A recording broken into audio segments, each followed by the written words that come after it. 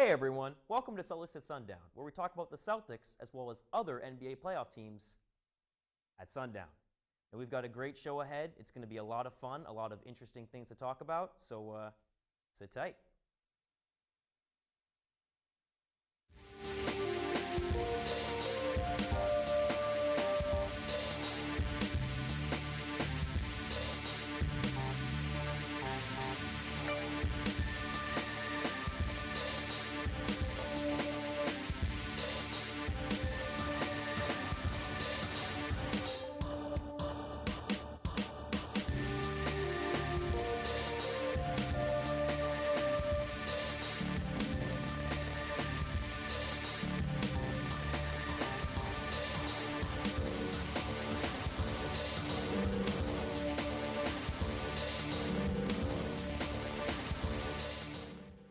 Hey everyone, welcome back to Celtics at Sundown. I'm your host, Alex Ships, and I'm very excited to be joined by my co-host today. Foo Hoe. My name is Foo Hoe. Look forward to talking about some Celtics basketball. And we've got a lot to talk about. It's going to be a really fun one today. The Celtics. Let's talk about the state of the union here. As we record this, the Celtics are down 3-1 to the Milwaukee Bucks. It's not pretty. Not necessarily the result I expected when I was planning the program out, but regardless, it's been a lot of fun overall, the playoffs. So I guess we should just start with the ranting, just try to get the negativity out of the way. And right here, I've got 5 killer statistics talking about the Boston Celtics. 5 statistics that really demonstrate the futility that we've been seeing before our very eyes. So, statistic number 1. Kyrie Irving, 19 for 62 in his last 3 games. What do you think of that, Foo Hoe? Well, that's very uncharacteristic of Kyrie Irving, as we know him as a finals performer, a clutch player, and his days in Cleveland. He's known to hit. Those are makeable shots for him, the ones that he is missing. But he's having off nights at the worst possible time for the Celtics when they need him against Giannis and the Bucks. Right, and honestly, watching his shots fall or watching him miss a lot of shots, what I've noticed is that some of them are very Kyrie Irving shots. They're very Kyrie Irving finishes, but they're just not falling. And I think, honestly, he's rushing it. He's forcing a lot of shots. He's trying to play hero ball. And to me, it's really disturbing to watch because, he came with the playoff promises. He came because we thought when we were in the trenches, when things got tough in the playoffs, he'd be the guy to pick us up and hit the clutch shots. And he hasn't been that. Yeah, you're absolutely right. He hasn't been hitting those shots. I think part of it's attributed to the way that the Milwaukee Bucks have been playing them. So they have been putting the 3 best defenders on him constantly, like Giannis, Middleton, and Eric Bledsoe. So they have a defense whereby they have Brook Lopez and Giannis guarding the paint, and they're forcing Kyrie to shoot either really bad 3-pointers or the worst mid-range shots that you could possibly take. And that, as a result, his efficiency goes down. Yes, he's getting to the line, but his field goal percentage is just atrocious at this point. It's offensive. It's honestly offensive. So let's go to the second statistic here. The Celtics are being outscored by 37 points on the fast break this series. What do we think about that? I think a part of it is because of Al Horford's age as of right now. Like, he's 33, 34 years old, and he's the main defender on Giannis. That is working very well in the half-court setting. But in transition, he's just way too up there in age to be able to keep up with Giannis every single time. Like, if he's the first one back, he's not going to be able to defend the shooters that are coming up and positioning themselves to spread the floor that he kicks it out to when they swarm him with his light triple team off defense. Yeah, I mean, they have a really strong transition game. It almost reminds me of the 2009 Magic, the way you have a dominant, almost like a dominant big, and you just surround him with 3-point shooters. The way Giannis gallops through. And actually, speaking of Giannis and this transition team in terms of how the Bucks play, we actually have a video we've made. It's a Bucks video talking about this really dominant Bucks fast break. So if we could just roll that, you guys would get an idea of what we're talking about. Antetokounmpo, MVP candidate. How do you stop him? Well, let's go into one of the top plays that is going to happen against the Boston Celtics. So one of the main ways the Bucks score is in transition. So, for example, let's say the Bucks get a steal. Inevitable, right? So this is something Giannis likes to do, right? he likes to have the ball right here, and then he takes a big step. He spins, and his eyes, watch his eyes. He navigates the floor. So what the Bucks like to do is they like to space out three-point shooters. So either he sees a three-point shooter who's open, he kicks it out, boom, that's a three-pointer, or take a big step and lay it in. So how do the Celtics stop it? Well, what the Celtics like to do is they like to have a light triple team. So essentially what that is they'll show him bodies. He'll see 3 players, but the 3 players won't be physical enough with him that they're going to show him they're only going to commit to him. So in case Giannis kicks it out to either wing, they'll have a player running up and contesting it. So ultimately, what it comes down to with the Milwaukee Bucks and the Boston Celtics, should we need a Game 7, is whether or not the Celtics can continue to adapt to those type of transition plays and stop Giannis in transition one way or another. All right. So when we watched that video, unfortunately, we're unable to air the highlights. So instead of getting the Greek freak, you get an Irish guy in a Celtic shirt. Close enough. So just talking about this transition game a little more. What else can the Celtics do to stop it? Because it seems like they've been a little bit flustered with the whistle. Not always refs calling a lot of fouls, things like that. What do you think the Celtics can do to at least hamper this transition game? Okay, so I don't mean to hammer down on to Kyrie Irving too much. I respect him as a player, and he has a ring, so all respect to him. But with that said, it comes down to the Bucks turning the defense into offense, whereby they get Kyrie Irving to miss a bad shot, and Giannis gets the rebound and runs it down the court as quick as possible, so that to take advantage of Kyrie Irving's misses. Yeah, I mean, it's honestly, it's really tough to watch. And Giannis, he can just bulldoze through guys. No regard for human life, as I believe Kevin Harlan would say. He can just bulldoze over guys. And even if that's not working, even if the Celtics show him physicality, show him a nice double team, it doesn't tend to work because he can just kick it out to Middleton, Pat Connaughton, even George Hill. That's been really frustrating to watch, George Hill, but we'll get into that a little later. Let's go to the third statistic here. We're talking about three-point shooting percentage. Jason Tatum shooting 7.7% from 3. Kyrie Irving, 24%. How about this? Al Horford, 52.2% from 3, and then Marcus Morris, 56.3% from 3. So a tale of 2 sides here. What do you think? They need to be utilizing Al Horford. They need to be using Marcus Morris in threes, and they need to be finding a way to get Jason Tatum into rhythm, or at least Kyrie Irving. Jason Tatum, yes, he's only 21, so you can't be expecting him to make those shots every single time. But Kyrie Irving, he's their star, he's their leader. They need to find a way to generate open shots for him. And they need to get the defense needs to find a way to release the pressure from him. And Kyrie, when you notice from some of the shots he misses, he has open teammates. He needs to look for them more often than not. He needs to understand he's not the only option on the team to score every single time. And what's crazy is the Celtics have actually really been struggling with very makeable shots. So they're missing wide open shots as well. So it's been a mixture of that. And I think when Kyrie plays hero ball, he tries to save this team. I mean, as a fan, it says, hey, well, at least he's not quitting on his team like LeBron did in 2010. I know that's been a pretty common comparison. But I look at this team and I just go, oh boy, like now they're missing open threes. Like, you just wonder, this team must be really discouraged. There's something wrong.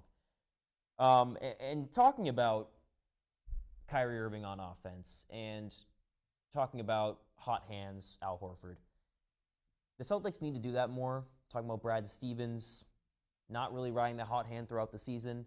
And we actually have a video up discussing this, talking about Kyrie Irving and Al Horford, their pick and pop game, and how the Celtics can ride the hot hand more effectively. And by the hot hand, I mean Al Horford.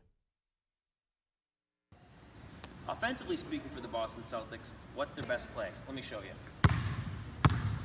The best play for the Boston Celtics is the Kyrie Irving, Al Horford pick and pop. So essentially, very simple. Kyrie Irving drives the basket. Now we all know Kyrie Irving, unguardable player. So when he's going to the basket, he's going to draw a lot of double teams. He likes to spin out of them sometimes, but another thing he likes to do, he might drive, plant his feet, and then he can kick out because guess who's open? Al Horford. Now, Al Horford, over the course of his career, has become a three-point shooter. So he'll take this shot, and it's going to work because he's a fantastic three-point shooter in the postseason, and he's already had some success against the Bucks. That's the Celtics' best weapon, regardless of what situation they're in, and you're going to see them run it a lot. So expect some success from the Boston Celtics from that. It's a make-or-break play, and I think they'll do well with it. So, Al Horford, I did say he's been a hot hand, and he can shoot that three. He has shot that three well, as the stats say, 52% from three. I'd like to see him shoot a little more. As a veteran, you have to demonstrate that leadership, especially if Kyrie's not doing it, especially if Brad is not doing his best to manage all the personalities. Al Horford, you got to take a stand. We saw him do that in the Eastern Conference Finals last year. I remember in Game 5 watching him step up and knock down big shots. Just seeing him do that, and I think that this is a key Al Horford game, talking about Game 6. So, anyhow, let's go to stat number 4 here. Gordon Hayward, a negative 49 over the last 3 games in terms of his points plus minus. What do we think about that? I think he had a devastating injury in the start of last season, and you can't put all the blame onto Gordon Hayward for his poor performance. And he's also had to take upon a drastic role change from coming from Utah, being the number 1 option, leading them in the playoffs, to being the role player behind people like Kyrie Irving, Al Horford, arguably behind Jason Tatum and Jaylen Brown. And he's also in such a different scene behind so many other wings and other superstars that he's also gonna have to find a way to coexist with these other players on the court and off the court as well. I feel like it's just an adjustment period for Hayward, and unfortunately, one year was removed from his time to adjust because of that injury, and now he's just in the process of getting used to being in that team with coexisting with multiple players with similar play styles that they run the same plays for. Yeah. You know, and honestly, watching Hayward play, I know one main criticism for me has been that he hasn't been aggressive enough. And to me, it's an either-or type situation. You know, he played about 27 minutes, I believe, in Game 4. So when he's playing all these minutes and he takes 5 shots, either A, he shouldn't be out there for those many minutes. I know that they're trying to rehab him back, but he just shouldn't be out there in the heat of the playoffs.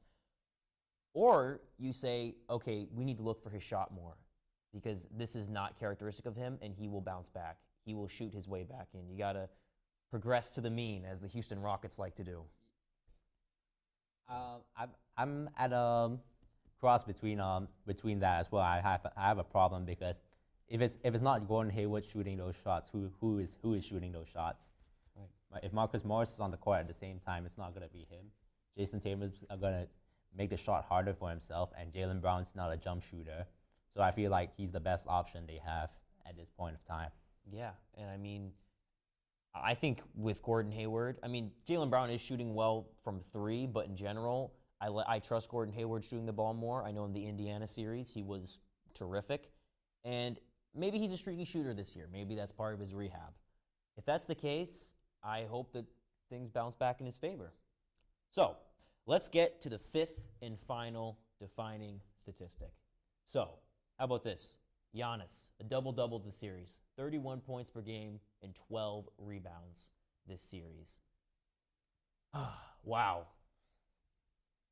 That just goes to show how much he can defend the Greek Freak. He's so long. He can take 2 strides from the 3-point line up to the paint and just dunk it.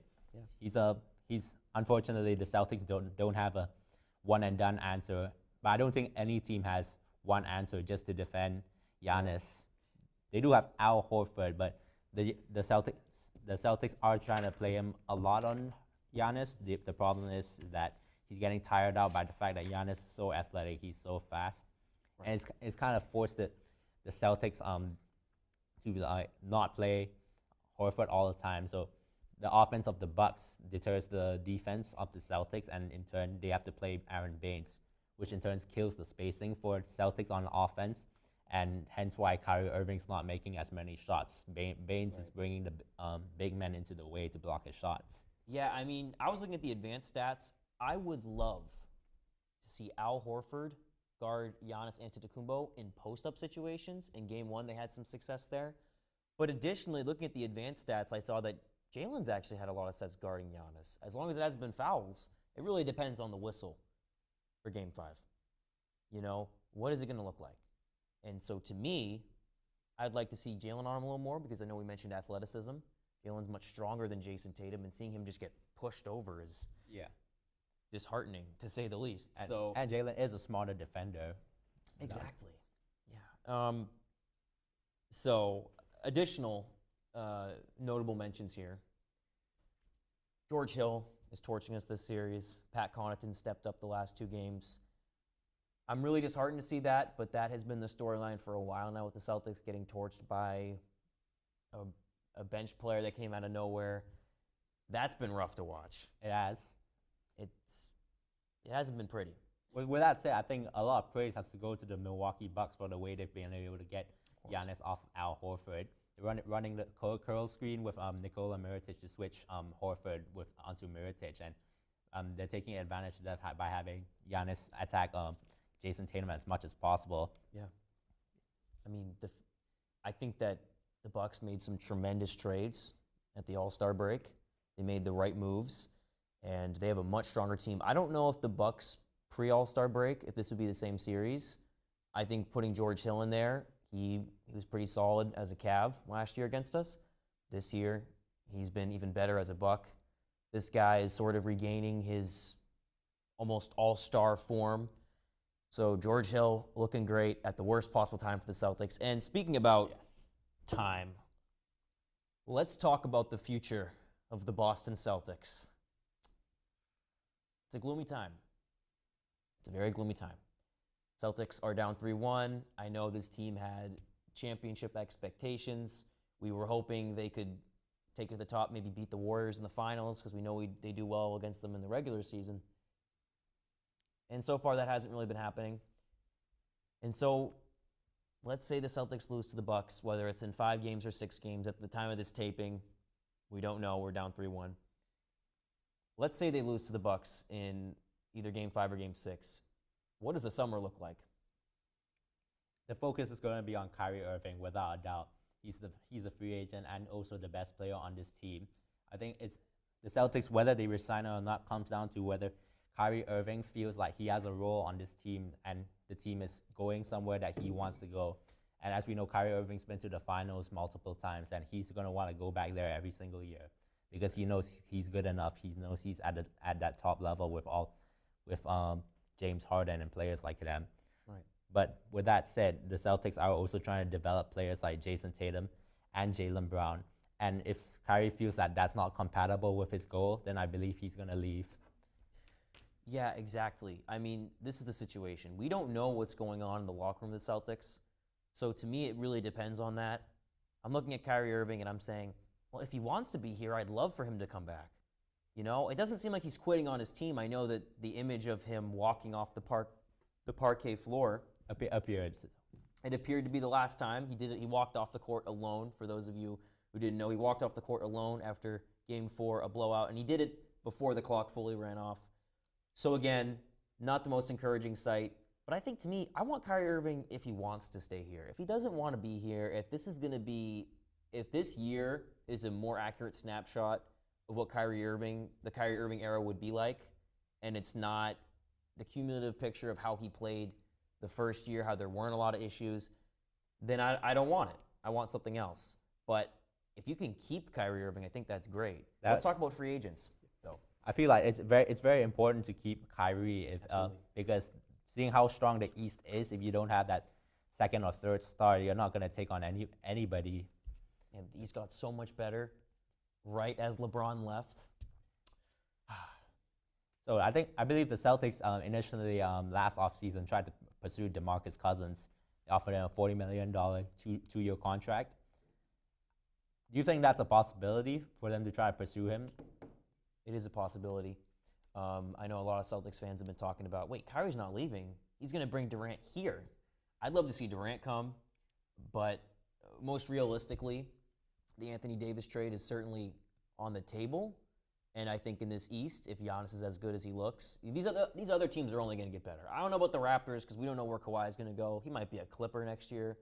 But I'm looking at the Bucks, and I'm looking at what Vegas odds makers are saying. I think the Celtics have a very good chance to sign Anthony Davis. And I think you only do that if you feel like you need another dominant player. I think if Kyrie leaves, then they're going to need Anthony Davis without any question. Interesting. You know, I was thinking because I think that this core, it's tough to say. It's a really risky win now move if Kyrie leaves and you keep Anthony Davis. I actually think what they should do, they should trade for Anthony Davis if they keep Kyrie. But if not, they should just let this young core work it out because we have the evidence to say that this team can make a deep run in the playoffs, develop your players a little more, let Rozier walk, maybe upgrade your bench, see where that takes you. And also, Celtics, you got to get Horford to re-sign. That's key. I think you let Rozier walk because Rozier has not been stepping up in the playoffs. He's really struggled. It's been a story all season, but he just hasn't been playoff Terry. Terry Rozier happens to only play well against Eric Bledsoe, or as he called him, Drew Bledsoe. But even so, he struggled. All right, we got to go to the lightning round. All so right. we're going to whip it around to some other teams around the league. Let's start with this. The Toronto Raptors versus the Philadelphia 76ers, Eastern Conference semifinals. That no question, I think the Toronto Raptors are making it. Even if Philly wins the next game, Toronto just has too much firepower for them. Kawhi Leonard averaging 38 points, 63% field goal percentage, and they have no answer for him. They've thrown Jimmy Butler, they've thrown Ben Simmons. Yeah. None of them can defend him. I mean, it was a pretty emphatic statement in Game 5. All right, let's whip it around to how about this? The Trailblazers and the Nuggets, that series. Probably the least covered by the press, kind of an underrated series. People aren't paying as much attention to it because it hasn't really garnered that excitement or that star power. Quick thoughts on that? That's the most evenly matched series in this playoffs, like no question.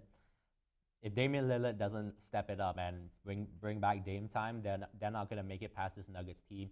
Yeah. Nikola Jokic is too smart to let any big mistakes happen for them. Right, Jokic has been dominating. It feels like a 7-game series, but it's still ultimately this Nuggets team kind of reminds you of the 2017 Celtics, a team that almost got upset in the first round. Looks like they're going to grind it out in the second and have a nice conference finals run. Anyhow, let's whip it to the last team. Let's talk about the Warriors and the Rockets. We don't have a lot of time, so we'll have to keep this brief. What do you think about that? Can Harden finally overcome the Golden State Warriors? If Harden, as of right now, the way he's playing, I believe he can. With that said, that's only if Kevin Durant doesn't step up, and I think that's more likely than ever, considering Trevor Ariza, the best wing defender in last year's playoffs, is gone for them. And if they don't have someone to slow down Durant, then he's going to make shots no matter what. Right. I mean, I'd love to see Chris Paul step it up, make those crazy shots he made last year in Game 5. Absolutely. I would love to see clutch Chris Paul. Anyhow, a lot of this series, where this goes from here on out, these last 3 games, is contingent upon the actual chemistry of the Golden State Warriors. We don't know. Does Kevin Durant have one foot out the door? What's the deal? And can Curry finally get out of this funk? He probably will. I think we're all getting our feelings played with if we buy too much into the Rockets. Yeah. So I'm not buying stock in it. However, we're going to have to wrap it up here talking about the Boston Celtics. You know, it's a rough time, but we have a bright future ahead. I'm looking forward to whatever comes, and I'm going to keep watching the playoffs. I've had a really fun time here with my co-host. Pleasure to have you. And it's been an awesome time. I want to thank you all for watching. I want to give a shout out to all the help I've gotten here at BNN. Thank you very much for watching.